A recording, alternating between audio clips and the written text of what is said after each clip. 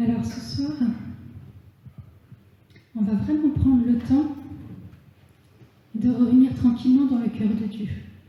Normalement, on ne quitte jamais le cœur de Dieu de toute façon, mais c'est revenir d'une manière un peu spécifique dans le cœur de Dieu. Il y aurait plein de choses qu'on aurait pu vous dire pendant ce week-end, on a à peu près 1 million de trucs à vous raconter, mais il fallait cibler. Et ce soir, je voulais vraiment vous partager et parler de quelque chose de très très spécifique. On a l'habitude de parler de l'amour de Dieu comme un père. Là, on va parler de l'amour de Dieu comme un époux. Quelque chose qui va nous changer un petit peu de l'habitude.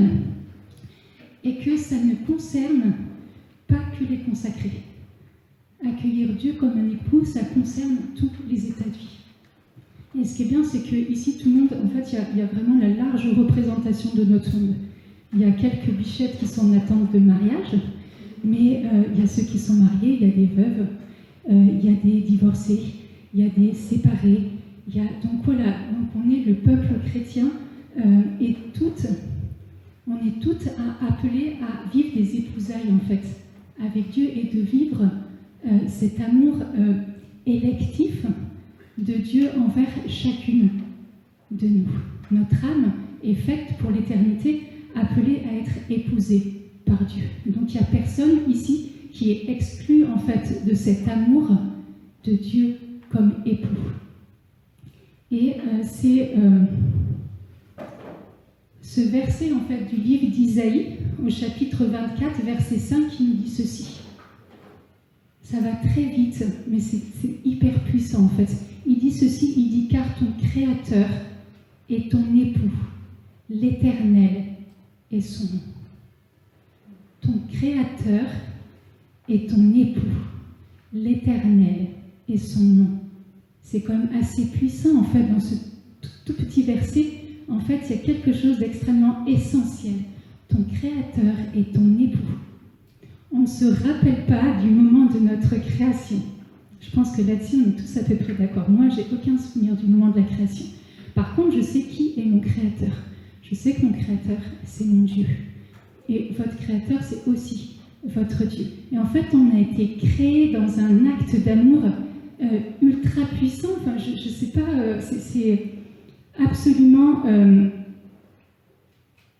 En fait, on ne peut pas se représenter en fait cet acte d'amour-là, et on a besoin du coup, pour le coup, d'artistes. Les artistes, ce qui est bien, c'est qu'ils sont capables en fait de nous faire percevoir, pressentir, apercevoir quelque chose de ce mystère qui restera toujours complètement entier en fait.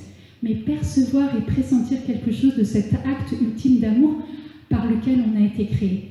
Et en fait, cet acte d'amour a été tellement imprégné à l'intérieur de nous, ça a été mis comme un sceau, le fait qu'on était créé par amour, que en fait notre cœur va sans cesse désirer l'amour. Et pourquoi toute notre vie finalement allons-nous rechercher l'amour? Parce que finalement, vous et moi, on est fait pareil, hein, mais généralement, quand on grandit, ce qu'on cherche, voilà, on nous raconte beaucoup de choses sur l'âme sœur, sur trouver la personne qui nous comblera parfaitement.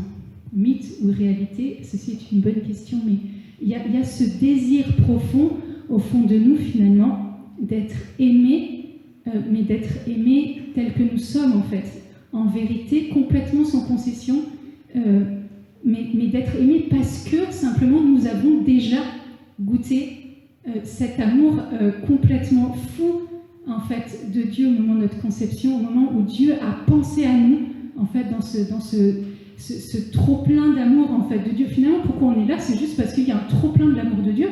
Ce trop-plein, il a tellement débordé qu'il a fait Chloé, il a tellement débordé qu'il a fait Bernadette, et ainsi de suite. En fait, c'est ce débordement, ce jaillissement de l'amour de Dieu qui fait que nous sommes toutes là, en fait. Et ce débordement, c'est ce que nous recherchons, et du coup, souvent, nous ne le recherchons pas forcément au bon endroit. Et parfois, on peut passer toute notre vie, en tant que femme, à aller chercher cet amour qui viendra nous remplir complètement ailleurs, en fait. Et on va demander à quelqu'un d'autre, donc on pense en trouvant son mari, son époux, qu'il va venir nous combler complètement et totalement, et on va se rendre compte, alors moi je ne suis pas mariée, on est d'accord, hein, mais on pense que l'autre va venir combler tous nos désirs. Non, parce que l'autre est faillible. Celui qui viendra combler complètement nos désirs, c'est simplement Dieu. Parce que l'amour de Dieu n'est pas blessant, l'amour de Dieu n'est pas limité, l'amour de Dieu est un amour divin. L'amour d'un homme qui a un très très bon amour et qui fait faire des choses extraordinaires, qui déploie, qui met au large. Enfin, on voit en fait des choses extraordinaires se passer simplement au travers de l'amour humain, alors imaginez au travers de l'amour divin. Mais nous avons besoin simplement de mettre les choses dans le bon ordre. D'abord, me laisser combler par l'amour de Dieu.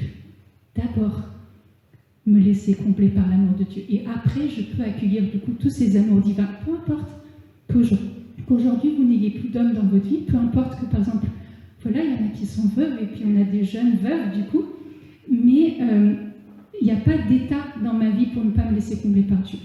Parce que c'est ce que Dieu veut et que Dieu nous rappelle du coup dans ce petit verset d'Isaïe qu'il est notre époux.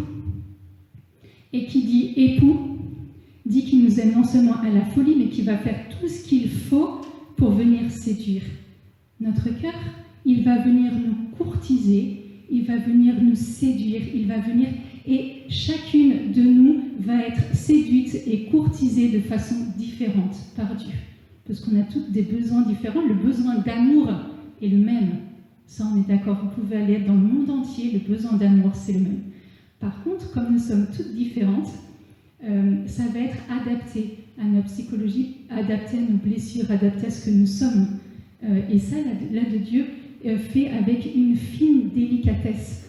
Et c'est le livre d'Osée, ce très très beau livre, qui nous parle en fait de cette séduction de Dieu à l'encontre de chacune de nos âmes. Osée nous dit ceci, enfin, c'est Dieu qui parle, hein. Il dit « Eh bien, c'est moi qui vais la séduire. Je la conduirai au désert et je parlerai à son cœur. » Et là, Dieu veut nous emmener toujours plus loin. Et ce week-end, c'est un temps de désert, donc un temps de cœur à cœur, donc un temps pour se laisser aimer par Dieu et pour se laisser du coup séduire par Dieu, et que Dieu nous emmène le plus loin possible pour parler à notre cœur. On va avoir 2 jours complets juste pour ça, juste pour laisser Dieu parler à notre cœur, mais pas parler de n'importe quelle manière, mais de nous montrer de quel amour, de quel amoureux empressé il est vis-à-vis de nous. Et il dit « Et de là-bas, je lui rendrai ses vignobles, et je ferai de la vallée de Accor une porte d'espérance. Et là, elle répondra comme au temps de sa jeunesse, au jour où elle monta du pays d'Égypte. Et il adviendra en ce jour-là, oracle du Seigneur, que tu m'appelleras mon mari, tu ne m'appelleras plus mon Baal, mon maître. J'ôterai de sa bouche les noms des Baals, et on ne mentionnera même plus leur nom. Je te fiancerai à moi pour toujours. Je te fiancerai à moi par la justice et le droit, l'amour et la tendresse. Je te fiancerai à moi par la fidélité, et tu connaîtras le Seigneur. C'est une promesse. Dieu veut nous fiancer avec chacune de nous. Parce que appartenir à Dieu de cette manière-là, jusqu'à pouvoir lui permettre en fait de rentrer dans chacune des parties en disant « Seigneur, je te donne tout », comme comme quand on est amoureux et qu'on est tellement zélé, enflammé, et on est capable de donner son corps, on est capable de faire des choses complètement folles et insensées. Je suis sûre que quand je vous dis ça, il y a des choses qui vous viennent, des trucs complètement insensés que soit quelqu'un a fait pour vous, soit que vous avez fait pour votre chéri. Mais il y a ces choses tellement folles, en fait, que Dieu veut faire avec nous. Et c'est aussi nous faire vivre en anticipation quelque chose du ciel. En fait, accueillir Dieu de cette manière, finalement, c'est vivre ce qu'on vivra au ciel. Au ciel, ce seront nos épousailles, on verra Dieu tel qu'il est. J'espère en tout cas qu'on aura la révélation, même si je me dis qu'on n'en aura même pas toute l'éternité pour faire le tour de Dieu. Je ne sais pas trop comment est-ce qu'on fera, mais en tout cas, on aura cette connaissance, en tout cas, de qui est Dieu, et de réaliser qu'en fait, toute notre vie, Dieu nous a séduits, qu'il est venu frapper, qu'il est venu chercher, qu'il est comme un amoureux transi qui a dormi devant le pas de notre porte, du cœur, jusqu'à ce qu'on lui ouvre, jusqu'à ce qu'il mette un pied, jusqu'à ce qu'il rentre un peu, jusqu'à prendre toute la place, en fonction de ce que nous, on va lui laisser en fait comme place. Parce que du coup, voilà, il n'est pas du genre, vous savez, vous voulez fermer la porte, là, comme les démarcheurs, ils mettent le pied, mais vous n'avez pas envie qu'il rentre. Non, le Seigneur, il va attendre patiemment quand même. Mais du coup, il va se faufiler par toutes les petites failles que vous avez lui laissées parce que vous le voulez bien. Et au ciel, on aura ces épousailles, c'est-à-dire qu'on va se rendre compte, en fait, jusqu'à quel point Dieu nous aimait. Et que dans sa folie, il y a des choses qu'on sait. On sait la folie d'amour de Dieu. C'est pour ça que c'est bien d'avoir ce grain de folie et qu'il faut l'avoir aussi en tant que croyant, parce que Dieu est un Dieu de folie. Dieu n'est pas dans un amour raisonnable. Dieu n'est pas dans un amour mesuré. Il y a quelque chose qui est complètement démesuré en Dieu. La folie la plus extrême, celle qu'on connaît tellement bien que finalement, des fois, on ne réalise même plus, en fait. C'est la folie de la croix. Ça, c'est une folie d'amoureux. On est d'accord que ce n'est pas un amour platonique, que ce n'est pas simplement un amour où je t'aime un peu, mais je t'aime parce que je suis presque obligée de t'aimer. Quand même, les pauvres, je les ai créés, il faut quand même que je fasse quelque chose pour eux. Non, Dieu n'est pas là. Dieu est dans la déraison, dans la démesure. Et de toute façon, Dieu ne sait pas compter. C'est peut-être un de ses seuls défauts. Dieu ne sait pas compter, donc tout est en démesure. Et qu'il va mettre tout en œuvre, parce que le but de sa vie, c'est que venir chaque fois, et que nous soyons prêts aussi quand nous irons au ciel en disant « mais je lâche tout ». Comme quand je suis amoureux, je lâche. Et je lâche tout. Parce que quand on aime Dieu, en fait, de cette façon-là, et qu'on se laisse aimer par Dieu, en fait, notre amour, des fois, quand on dit à Dieu qu'on l'aime, pourquoi est-ce qu'on lui dit qu'on l'aime, en fait? Est-ce que notre amour, il ne sera jamais à la mesure de Dieu? Mais parce que Dieu nous aime, nous sommes capables, après, de lui dire, en contrepartie, que nous l'aimons. Mais c'est toujours l'amour de Dieu qui vient en premier, et qui est moteur, et qui est source de tout, et que sans cet amour de Dieu, on ne serait même pas capable d'aimer les autres. On ne serait pas capable de l'aimer, et je ne suis pas sûre qu'on serait capable même de nous aimer. Souvent parce que c'est plus difficile d'ailleurs de s'aimer soi que d'aimer les autres au final.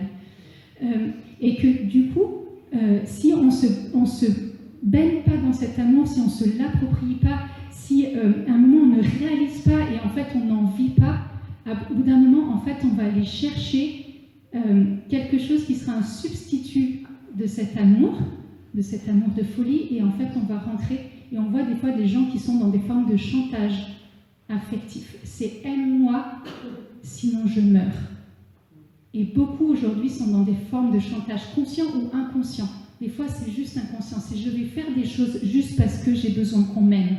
Et j'ai besoin de savoir qu'on aime, parce que c'est important, et que c'est important de savoir qu'on aime, mais parce que ça fait vivre. Donc c'est quelque chose d'extrêmement essentiel et fondamental. Et personne ne peut dire « moi, j'ai pas besoin d'amour pour vivre ». Sinon, ça veut juste dire, quand on entend ça, dites-vous simplement, ça veut dire qu'il y a quelque chose qui a été barricadé dans son cœur. On ne peut pas dire qu'on n'a pas besoin d'amour pour vivre. On a besoin de manger, et ce soir, on a bien mangé, on a eu un super cuisinier, on a besoin de boire, et on a besoin d'amour.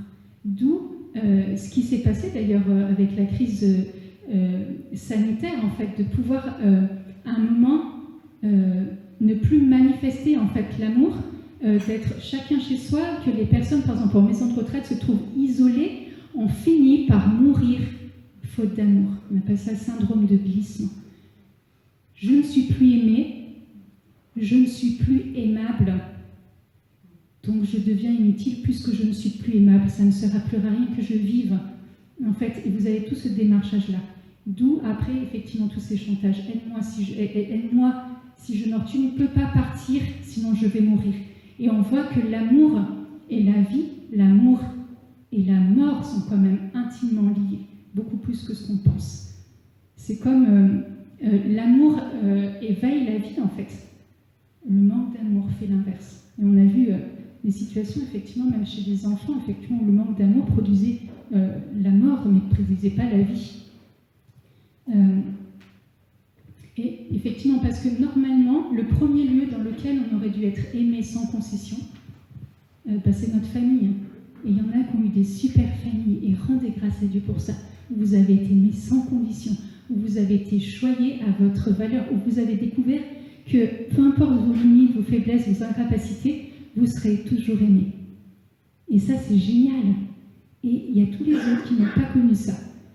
Ce qui est bien en Dieu, c'est que Dieu vient aussi réparer en fait toutes ces failles-là. Et du coup, ce week-end, se laisser aimer par Dieu, c'est aussi permettre à Dieu de réparer toutes ces failles-là. Et des fois, il en reste encore un petit peu. Hein. C'est pas parce qu'on prend de l'âge qu'il n'en reste pas. Mais voilà, normalement, c'est plus on prend de l'âge et moins il y en a. Parce que non seulement je les connais mieux, mais je permets à Dieu de venir embellir du coup toutes ces blessures qui sont des blessures d'amour. Et en fait, on se rend compte que toute blessure est une blessure d'amour. Le manque de reconnaissance est une blessure d'amour. Le manque d'estime est une blessure d'amour. Ne pas savoir où est sa place est une blessure d'amour. Et donc tout revient effectivement à ce nœud de l'amour. Et que Dieu, qui n'est qu'amour, vient justement taper dans le nœud qui est notre nœud en fait de manque d'amour, tout ce qui a pu se cristalliser dans nos vies. Et Dieu vient faire la vie. Et Dieu vient dénouer et vient dire ok, il y a eu un nœud, il y a eu une faille, il y a eu quelque chose qui s'est passé, mais rien n'est absolu. Et je peux accueillir en fait cet amour de Dieu qui vient guérir toute chose. Et c'est ça qui est extraordinaire en fait dans l'amour de Dieu. Cet amour-là, en fait, il va jusqu'à là. C'est Dieu nous prend avec ce que nous sommes. Parce qu'on dit bien, au point de vue de l'amour, que l'amour rend aveugle. Enfin, ça, c'est les premiers temps, généralement. Qu'après, du coup, le voile tombe assez rapidement. Heureusement, parce que sinon, comment construire quand le voile est encore là? Mais on dit que l'amour rend aveugle. Mais en fait, ça veut dire que Dieu il est tellement amoureux qu'il n'est pas aveugle dans le sens où il ne voit pas. Mais c'est-à-dire qu'il voit tellement la beauté, il voit tellement son image, il voit tellement que nous sommes aimables, il voit tellement le prix de notre dignité. En fait, il est tellement fou, amoureux de chacune de nous oui, on peut dire que Dieu reste aveugle en fait devant notre beauté, devant ce qu'il y a à aimer en nous. C'est juste absolument, et c'est une super, super, super bonne nouvelle. Il y a besoin effectivement aussi de faire ce choix à un moment, de choisir Dieu comme le bien-aimé de notre âme, comme l'époux de notre âme. Ne rendez pas jaloux vos maris, mais aimez Dieu comme si c'était un époux, comme si c'était le bien-aimé. De toute façon, c'est celui qui vient combler vos âmes, parce que après, vous pouvez accueillir tous les autres amours de façon à ne rien leur demander qui soit au-delà en fait de ce qu'ils peuvent vous donner. Et je vous assure que ça met les cœurs au large. Vous n'attendez pas de votre mari qui vous aime de manière absolue. Vous n'attendez même pas de vos enfants, pourtant quand même, qui vous aiment de manière absolue. Vous n'attendez pas de vos familles, vous n'attendez pas de vos amis, vous n'attendez pas de vos voisins qu'ils vous aiment de manière inconditionnelle, mais parce que vous êtes comblés par cet amour amoureux de Dieu. C'est un peu bizarre de dire ça, mais c'est un peu ça. Cet amour amoureux de Dieu, c'est-à-dire que vous êtes capable de prendre tout ce que les autres sont capables de vous donner et de rendre grâce, et que ça vous fait du bien. Alors, et du coup, ce que nous vivons dans la prière et ce que nous vivrons du coup durant tout ce week-end, en fait, c'est vraiment ça. J'accepte que Dieu soit le bien-aimé de mon âme, donc j'accepte que Dieu vienne me combler. Et là, je ne parle absolument pas de bien matériel. C'est pas ce qu'on va demander durant ce week-end. On va juste demander que Dieu vienne nous combler spirituellement, ça on est complètement d'accord, mais qu'il vienne aussi nous combler affectivement. Parce que finalement, si Dieu est un époux et qu'il nous aime de cette folie, ça veut dire que Dieu est capable de visiter tous les endroits de notre vie et capable de combler de toutes les manières possibles et inimaginables. et effectivement, Dieu ne reste pas que sur le plan spirituel. Mais chaque fois que je prie, là, on a pris juste un chant. Mais qui était bien dans ce chant? Qui s'est senti comme enveloppé? Qui s'est senti tout à coup le cœur mis au large? C'est pas seulement spirituel. Merci d'avoir levé les doigts. C'est sympa, merci. Au moins, je vois que vous suivez, c'est bien. Mais c'est pas simplement spirituel. C'est-à-dire que là, Dieu nous comble affectivement. Et on se rend compte que quand on vit un temps de prière comme ça, Dieu vient renouveler, on va dire, nos forces affectives. Vous savez, il y a plein de manières, en fait, de se remplir affectivement. Il y a plein de moyens différents. La prière en est une de façon éminente, où je vais devant Dieu et je le regarde et je lui dis qu'il m'aime.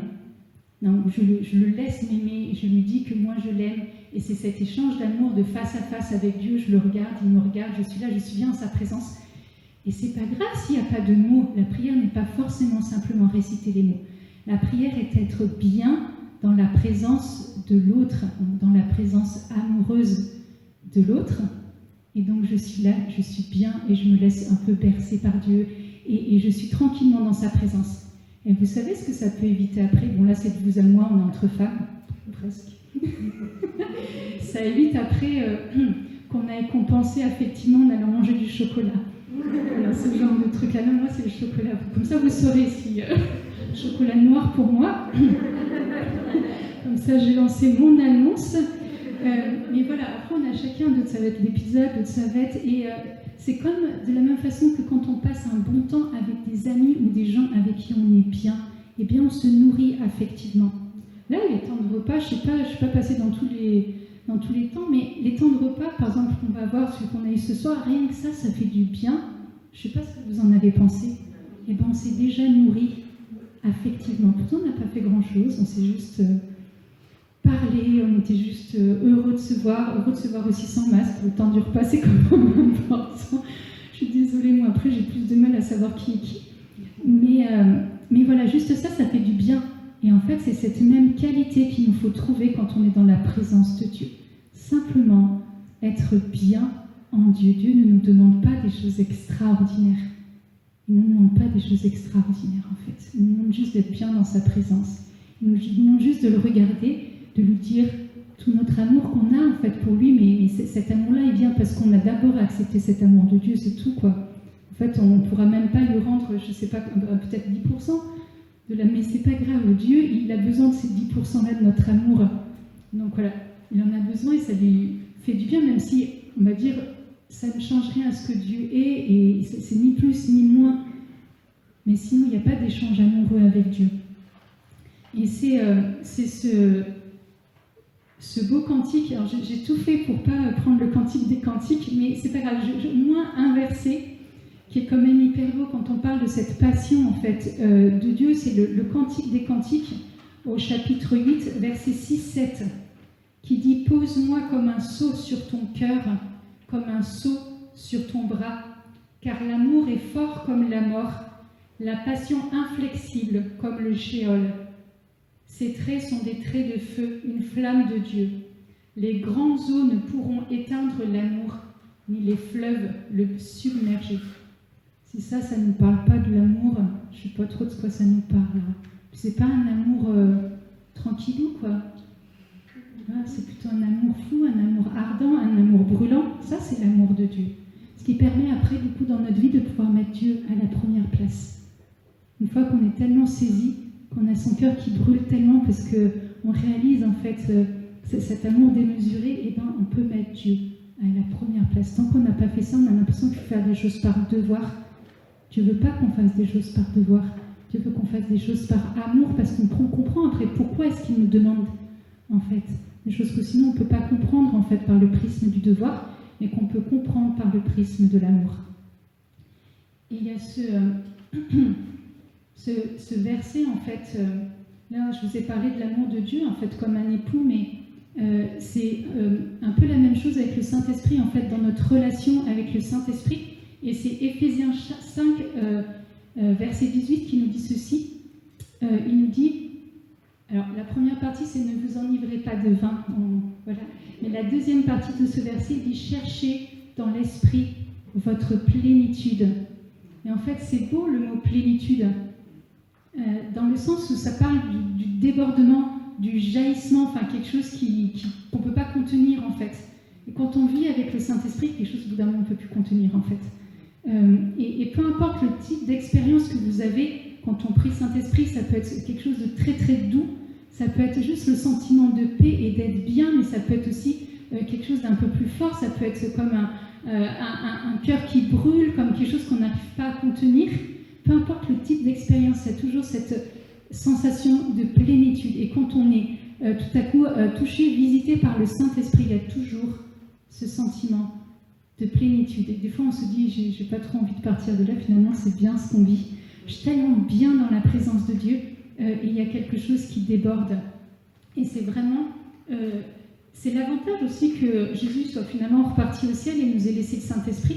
Le Saint-Esprit, c'est celui avec qui on va vivre aussi tous les jours, avec qui on va établir une communion, une relation, et qui, chaque fois qu'on va lui demander, c'est Saint-Esprit, viens me visiter, Saint-Esprit, sois là, Saint-Esprit, parle à travers moi. Et en fait, c'est vraiment, au final, non seulement une relation d'ami à ami, en fait, avec le Saint-Esprit, mais ça peut être quelque chose de plus poussé, parce que le Saint-Esprit, c'est celui à qui on peut raconter, en fait, un peu tout ce qu'on est en train de vivre, tout ce qui peut être joyeux, tout ce qui peut être douloureux, ce qui est difficile. Voilà, et on peut, en fait, comme ça, laisser notre cœur, en fait, et que ça devienne vraiment une part importante de nous. En fait, le Saint-Esprit vit en nous, il vit partout. Enfin, c'est ça qui est assez incroyable, en fait. Il est très proche, en même temps, il est quand même Dieu. Et du coup, cette relation, elle doit s'approfondir, en fait, de jour en jour. Permettre au Saint-Esprit d'habiter à l'intérieur de nous, de vivre et de nous faire vivre dans une vraie relation de réciprocité et d'amour, en fait. Parce que plus j'accueille le Saint-Esprit, plus j'aime Dieu. Le Saint-Esprit, il ne fait pas autre chose que me faire aimer Dieu, puisqu'il est Dieu et qu'il est cette communion d'amour. Donc, en fait, il ne peut faire que ça, il ne sait faire que ça. En fait, il ne sait que donner l'amour du Père, il ne sait que nous rapprocher de la croix, il ne sait que nous embraser. Enfin, il y a cet embrasement, en fait, permanent du Saint-Esprit qui, quand il se donne, il se donne, il se donne, et on a l'impression chaque fois d'être rempli, d'être visité. Et ce qui est bien, c'est que même quand on vit des périodes creuses, il ne faut pas les oublier, ça là, eh bien, le Saint-Esprit est là et qui continue, et c'est pas parce que je ne sens rien que je ne me rappelle pas aussi que je fais mémoire du coup des beaux moments et des bons temps où j'ai vraiment tellement ressenti le Saint-Esprit, où il était tellement là, où il y avait cette espèce de sensation de plénitude, où ma vie tout à coup c'est comme si elle était devenue puissance, et je m'énergie, là je sais que j'ai de la place et que je ne suis pas complètement j'allais dire un mot qui n'est pas français du tout, mais je ne suis pas complètement ric-rac en disant mais il ne faut surtout pas que non, le Saint-Esprit c'est quelque chose qui fait que je respire, je vis et j'aime, et c'est assez incroyable. Comment peut-on vivre du coup sans le Saint-Esprit? Comment peut-on? Ça, c'est une grande question. Celle qui l'a vécue de manière éminente, c'est quand même la Vierge Marie. Elle a été l'épouse du Saint-Esprit, et elle a vécu tellement en plénitude que cette plénitude a donné une telle fécondité qu'elle est quand même la mère de Dieu. C'est l'ange à l'évangile selon saint Luc, chapitre 1, verset 28, l'ange il rentra et lui dit « Réjouis-toi, comblé de grâce, le Seigneur est avec toi ». Ce comblé de grâce, c'est la même notion de plénitude dont je vous ai parlé tout à l'heure. Il y a une notion de libéralité, quoi. C'est un truc, c'est pas simplement comblé de grâce, c'est comblé de grâce puissance, je sais pas combien, surgracié, mais c'est rempli de grâce à en déborder. Et ça déborde. Et il y a vraiment cette plénitude, cette libéralité. Et c'est pas une grâce qui est réservée à la Vierge Marie. On est tous comblés de grâce, en fait. Parce que chaque fois que Dieu se donne, qu'est-ce qu'il le fait? Il ne fait que nous donner sa grâce. Et chaque fois qu'il donne sa grâce, le but, c'est aussi, de la même manière que la Vierge Marie, produire de la fécondité dans nos vies, celle qu'on verra déjà sur terre, celle qu'on verra au ciel. On est d'accord qu'on ne sera pas appelé à être la mère de Dieu. Ça, c'est quelque chose qui est éminent, qui a été une grâce personnelle pour la Vierge Marie. Mais toutes nos vies en Dieu sont fécondes. Et que le but d'être épousé par Dieu, c'est d'avoir une vie qui est féconde. Et la fécondité n'est pas liée au fait d'avoir des enfants naturels ou de ne pas en avoir. Il y en a qui ont beaucoup d'enfants et qui ont aussi beaucoup de fécondité. Il y en a qui n'ont pas d'enfants et qui ont beaucoup de fécondité. Et il y en a qui ont des enfants qui n'ont... Je ne peux pas dire qu'on n'a pas de fécondité parce qu'en fait, on n'en sait rien. On saura qu'au ciel. Mais que le but, c'est de se laisser comme ça, laisser notre âme en fait jaillir, notre âme déborder de joie, déborder d'allégresse, déborder d'amour, c'est produire un maximum de fruits. Parce que du coup, le but, c'est quand tu passes, tu touches. Et que les gens sont touchés, et pas par toi, par tout ce qui déborde, parce qu'à un moment, il faut bien que ça déborde quelque part. Que ça déborde d'où? Ça déborde sur ceux qui sont là. Genre, là, vous allez déborder les unes sur les autres là, pendant le week-end. C'est un peu le but, d'ailleurs, c'est pour ça qu'on a mis les chaises un peu séparées, parce que ça ne déborde pas trop. Mais le but, c'est de vraiment qu'on soit en termes de bénédiction et de débordement les unes pour les autres durant tout ce week-end. Et c'est vraiment accueillir du coup le Saint-Esprit et le laisser passer et le laisser jaillir en fait. Que durant ce week-end, parce qu'on va prier là, vraiment pour pouvoir rentrer déjà dans ce qui va être vécu, mais c'est dites-vous simplement, je ne mets pas de barrière en fait à l'agir de Dieu durant ce week-end. J'abaisse mes gardes, on est vendredi soir. Poser ce qui a pu être... Je sais qu'il y en a qui ont eu des semaines qui ont été fatigantes. Là, c'est je pose ma vie, je pose ma semaine, je pose mes difficultés. Je sais qu'en ce moment, voilà, il y a beaucoup de difficultés, mais en même temps, je pose aussi tout ce que je suis. Je pose mes incapacités, surtout c'est mes incapacités d'amour, en fait. Je pose mes blessures, je pose mes limites. Je pose tout ça parce que je veux plus de Dieu finalement. Je ne sais pas où vous en êtes ce soir, mais finalement ce week-end c'est ça, c'est je veux plus de Dieu. Je veux aller plus loin avec Dieu et là je veux pas que c'est nos limites. C'est pas un slogan qu'on est censé entendre dans l'église, mais quand même, là c'est Saint-Esprit, nos limites. C'est Dieu, c'est plus, mais qu'il n'y ait pas de barrière. Et que les barrières, même si je me dis, là Seigneur, tu sais, tu connais, il y a des lieux où vraiment j'arrive pas à te laisser rentrer, mais fais ce que tu veux avec. Je ne peux pas te les déposer, mais voilà, je te les offre quand même, et tu en fais toi pendant ce week-end ce que tu veux en fait, toutes ces limites. Parce que Dieu veut nous aimer jusqu'au bout en fait. Et que là, le but, c'est vraiment de se laisser aimer jusqu'au bout, de se laisser épouser par Dieu, de permettre au Saint-Esprit de prendre davantage de place en fait. Je sais que beaucoup, parce qu'on se connaît quand même déjà pour la plupart depuis longtemps, mais je sais que beaucoup ont vraiment ce désir-là en fait, d'aller plus loin avec Dieu, avec ce que nous sommes, avec nos histoires, mais là c'est Seigneur, je te dépose tout et viens simplement m'aimer, viens m'aimer comme je suis, viens me montrer, et vous savez, ça défatigue en fait d'être juste aimé pour ce qu'on est, d'avoir pas à justifier, d'avoir pas à se battre pour exister tout simplement, pour être aimé, n'avoir rien à prouver. Et là, Seigneur, je te permets tout durant ce week-end. Là, c'est bien, c'est la première veillée, comme ça, après, vous avez toute la nuit, en fait, et vous emmenez après, durant cette nuit, pour vous laisser aimer par Dieu. Dieu peut vous parler aussi pendant la nuit. Vous pouvez vous réveiller, sentir la présence de Dieu pendant la nuit, parce que ce qu'on vit là, ça ne reste pas là. Vous l'emmenez après chez vous, et puis vous avez vos familles qui sont là et qui vont profiter en fait de cette grâce-là. On va vraiment permettre à Dieu. Ce qui est bien, c'est que pendant ce week-end, on va aussi, ça va être reposant. Vous allez rester tranquillement du coup assis sur vos chaises. Il n'y aura pas de choses extraordinaires. Là, pour les plus jeunes, ça va être calme. Et c'est juste, voilà, je lâche mon corps là où il se trouve en fait. Mettez-vous juste bien et fermez les yeux. Enfin, je suis seule avec mon amoureux, je suis seule avec mon Dieu. Ce que vit la voisine, elle est seule avec son amoureux aussi. Hein. Donc chacune est seule, c'est ça qui est bien en fait. Chacune est seule avec son amoureux et chacune se laisse bercer, chacune se laisse porter. Et là, simplement, mettez-vous dans les mains de Dieu. Dites-lui en fait, là dans le secret de votre cœur, dites-lui que vous l'aimez. Dites-lui aussi que vous voulez savoir en fait jusqu'à quel point il vous aime, comment il vous aime.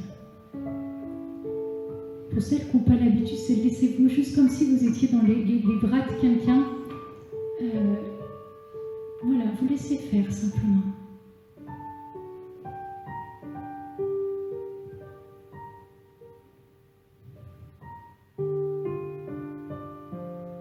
Seigneur, nous déposons nos cœurs entre tes mains, Seigneur. Te déposons nos vies. Te déposons ce que nous sommes, Seigneur. Seigneur, nous voulons déjà te rendre grâce de nous avoir créés chacune, de nous avoir aimés. Seigneur, merci pour toutes les fois où dans nos vies tu t'es manifesté à nous comme ce Dieu amoureux de nous, amoureux de nos cœurs, amoureux de nos âmes, amoureux de ce que nous sommes. Seigneur, merci pour toutes les fois où tu es venu en nous, tu t'es manifesté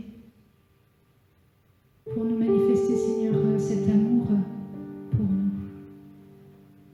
Seigneur, nous voulons vraiment t'accueillir en ce soir, te permettre de passer dans nos cœurs. Seigneur, viens prendre nos cœurs entre tes mains. Viens poser notre tête sur ta poitrine, Seigneur. Nous voulons écouter encore ce battement de ton cœur.